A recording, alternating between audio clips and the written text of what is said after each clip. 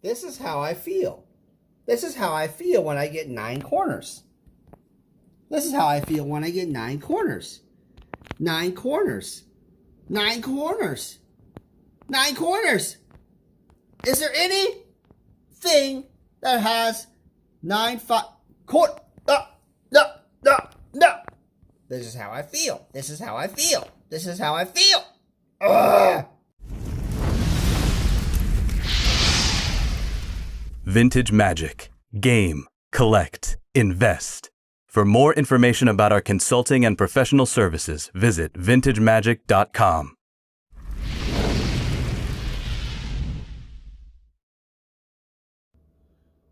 Welcome back, everybody. It's me, Daniel, with vintagemagic.com. Hope you guys are having a good week. So I opened my first Beckett package that was last year. That I finally got back. It took about a year and a half plus.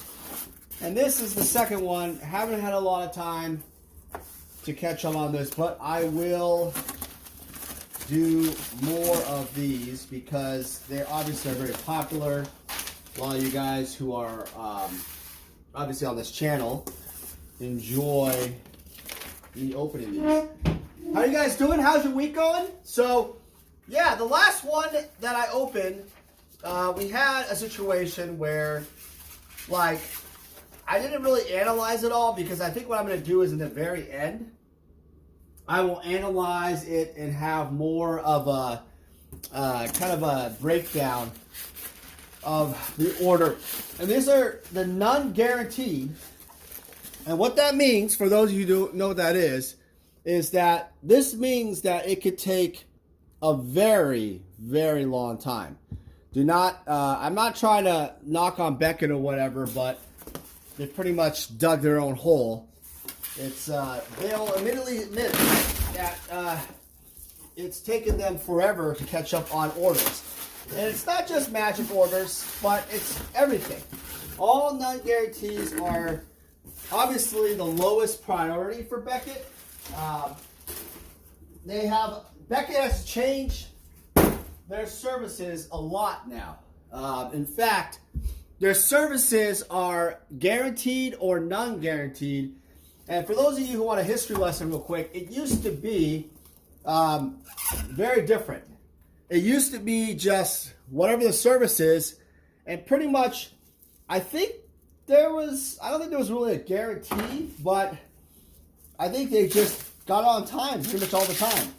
I remember back in the day, there was a $10, 10 business day, obviously, all these are business days. $10, 10 business day, a 10 cards minimum special. And I remember submitting Alpha Black Lotuses for $10, and, you know, getting 9 5s. And that's the way it was. Or I think I probably did the 5-day service. I think it was 5, minimum 10 cards or something. 5 days, $13 a card or something. Obviously with inflation, rising demand, stuff like that. Yeah, you know, I get it. They have to increase their rates. People have been complaining that the rates have increased. You know, but if your rates increase, why are the service not that improved? So that's always the problem. And, you know, people grade cards. For those of you who don't understand about grading cards, people are starting to grade cards not only for a business, like myself, but also just as a collectible, the nostalgia, whatever it is. I've had people submit brand new cards. I think those box toppers from Ultimate Masters were really popular. So, yeah, there's a wide range of cards being submitted now, more than ever. So, that's something that's very interesting to look at. Also, guys, it snowed, so my kid has lost one of his gloves. Hold on a second. Yeah, so sorry, guys. It kind of snowed yesterday, and it was kind of crazy to some people, but it was like I don't know. For those of you who live in places that get way more snow, we got like an inch or two. maybe some ice, but who cares? It's, I don't know, like people cry about it. All the schools are closed. The world has shut down. I know Rudy at, Alpha Investments has no snow. He deals with hurricanes. I'd rather deal with snow than a hurricane, to be honest. I don't know. What would you guys do? Would you rather deal with a snowstorm or a perennial snowstorm, annual snowstorm, or would you rather deal with a hurricane? Comment below if you have any thoughts. Yeah, so graded card market has been kind of interesting. The market has waned a lot over the years in terms of kind of challenges with the population has been really high, and a lot of people wonder what's going on. The demand has changed also over the years. It's kind of crazy. That's Nick's glove. We gotta go. We're gonna get gloves. We have to kind of evaluate that. Scott, can you get in the car, please? We're gonna go get gloves because he can't play in the snow. That's the problem. So that's the thing, guys, is that a lot of people feel like the graded car market is now pretty saturated, and there's a lot of people who are just buying into more quads. And let me explain to you this. Quads, this is a quad 9 Crawward. Really nice. And these cards will all be for sale. You can message me on vintagemagic.com, but I won't have the time to pick through them until I organize it. But it's really just first come, first serve type of thing, Yeah, so the thing is, a lot of people over the years have changed. Scott, can you close the door, please, as I asked? A lot of people are now just buying, quads and the higher quality ones because they realize that those are the ones that have the most demand. Those are the ones that get the most resale value. And it's kind of a completionist thing. A lot of people wonder, well, what's the problem with the overall grade? If it says 9.5, why does it not just matter? Well, the thing is, I gotta say, like, if the card is deserving of it, and again, 9 corners for this Langware elf. So this is not a quad. Notice that there are 9 corners, and there's gonna be a lot of 9 corners. I keep barking about this in the last video, and I'll end up barking about it again. That I got an overall 9.5, which is great, but they don't give it a quad. And I'm telling you, I've graded so many high-end cards in my life, and that little thing was on the surface. Where in the world is the problem with the corners? I mean, that little thing there, that's part of the manufacturing cut. And that little thing there, yep, I get it. But see, they're scrutinizing the corners. Maybe they're scrutinizing because there's like a flip to the card, right? There's a natural flip to alpha cards, especially a bigger flip and a beta. I don't know. Is that what's happening? We'll have to find out and discover that. Such a pain. Let's go through it here in a second.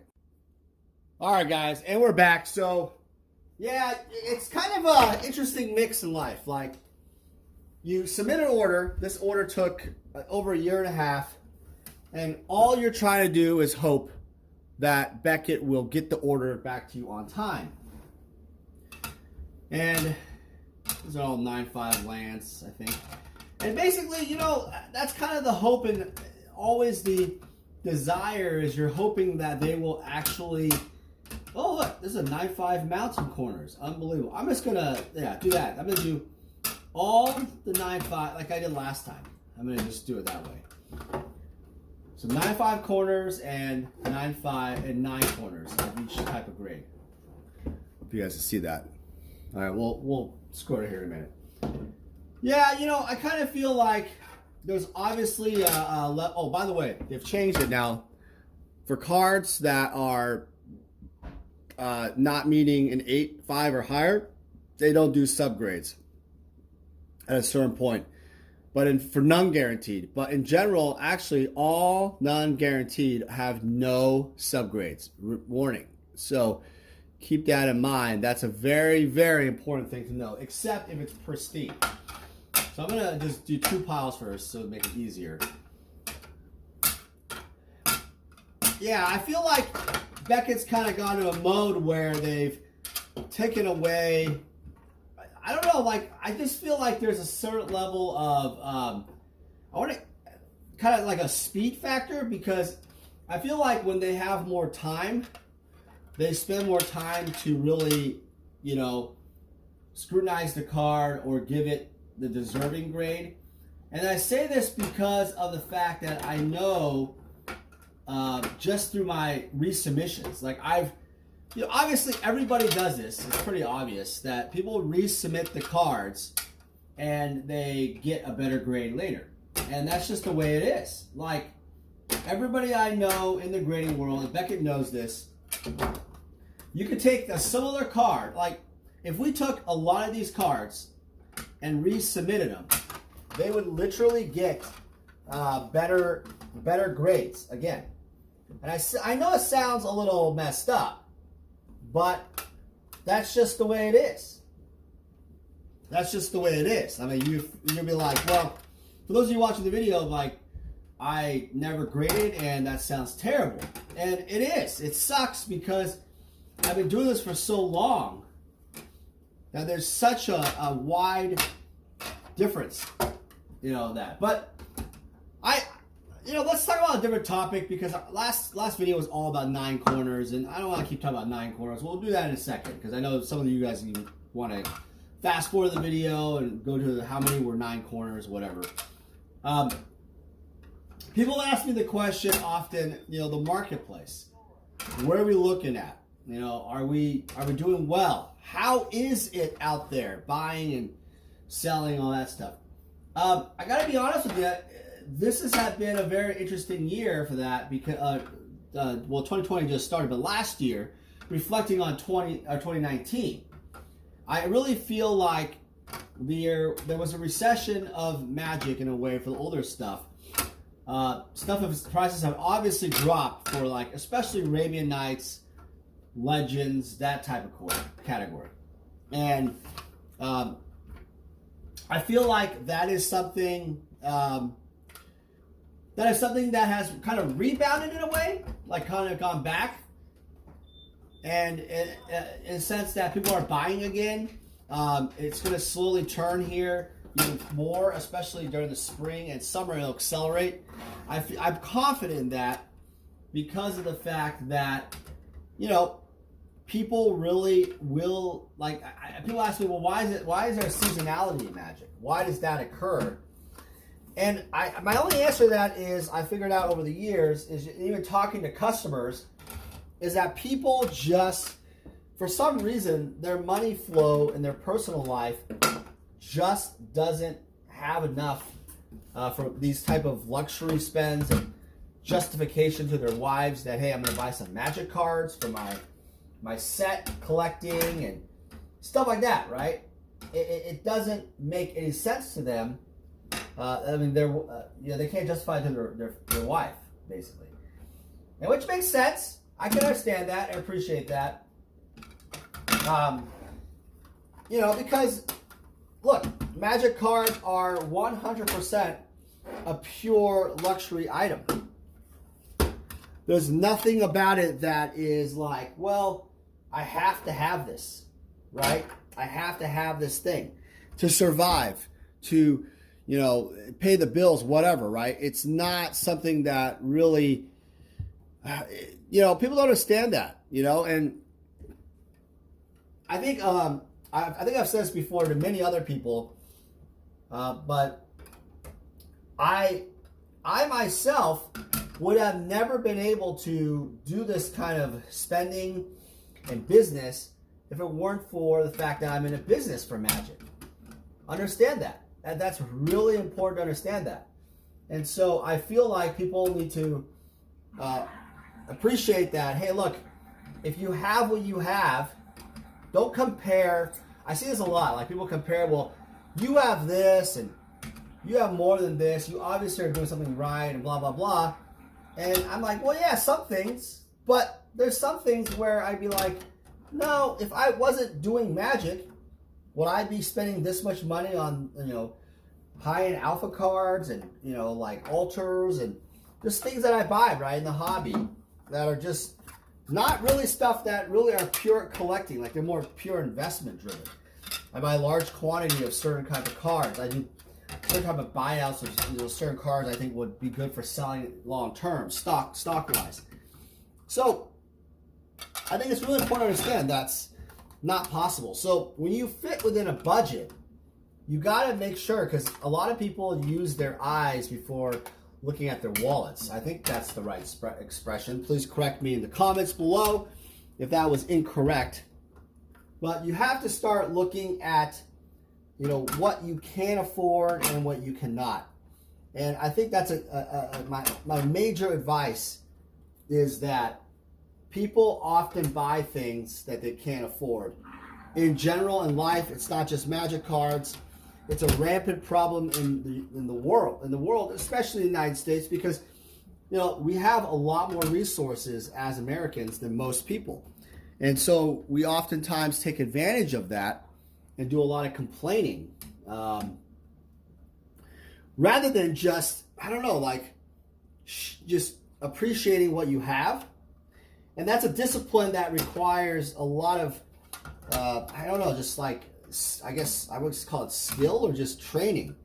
Training your brain that, hey, look, I can't afford this, that's okay.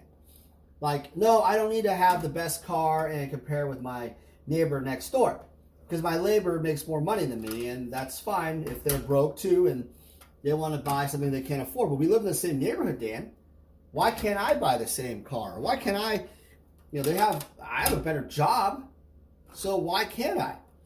And that's the thing, is a lot of times people don't understand that. Hold on a sec. Yeah, you know, that's the thing, is the keeping up with the Joneses effect has affected lots of lives in America, to a point. And by the way, this tower here is the BGS 9 with 9 corners, which isn't necessarily bad, but I just want to give you a glaring idea of just 9 corners. It's just interesting to me that I know people, even in Magic, right? They try to show a certain type of, like, hey, pimp level, like, I have this. And then, you know, what's funny is they buy the cards, right? And then they sell them. Sell them not for a loss, not for a profit. Just to say, hey, I owned it, but now I got to sell it. Or, you know, especially like art market. In the Magic art world, it's comical to me. I've seen so many pieces that are bought because they want to support an artist or whatever. But then the next, I don't know, next day or next week or next bills come up or whatever, they're like, oh yeah, I can't afford it anymore. Someone, you know, whatever, right? I gotta get bailed out here. I need someone to buy it off me. And it's sad, because the thing is, my advice is, it's like, why the transactional costs, the time you could have reinvested. You could have bought something more, I don't know, you could have helped out your kids. I don't know. Like, that's what I'm saying, is you could have done that, and instead, you would rather spend on something you can't afford, then you go off and sell it again, for the love of God. And then you just, it was a big waste of time. It was just, you know, one of those, you know, I don't know. You know anybody like that? Do you know people that try to show off their collections or whatever and try to feel like they're, you know, I don't know, like a certain type of collector, or, you know, or, you know, whatever, right? Do you know anybody like that, like in life? Comment below if you know people like that. And that's the thing, is I know people, like, that's the hardest part with collecting, is that there's so much jealousy that I see in this hobby. And it's become more of a rampant problem than I ever thought. Like with art, people get mad that people bought, like, people, rather than celebrating someone bought a piece, people get mad because they didn't get it. They whine, bitch, cry. I know artists that get mad because they would sell art to someone. And I'm not gonna tell any names, but we all know who they are. You know who does this kind of crap. They sell something, and they get mad at the fact they sold it for a lower price they could have gotten, I don't know, 5, 10 years ago, whatever. And I'm thinking to myself, why would you get, I mean, I wouldn't get mad. I don't even get mad if it goes up like the next day. That's your agreement. That's your deal in life. You chose to sell it. Well, damn, I needed the money. So I got victimized. I need the money. And no, if you are a person selling your collection, and know that if the cards go up, which they probably will, especially older cards in some way, they will end up just skyrocketing sometimes, right? Going way higher. Don't be surprised and like, oh yeah, they went up, woohoo me. Be aware that that's the way it works in the industry.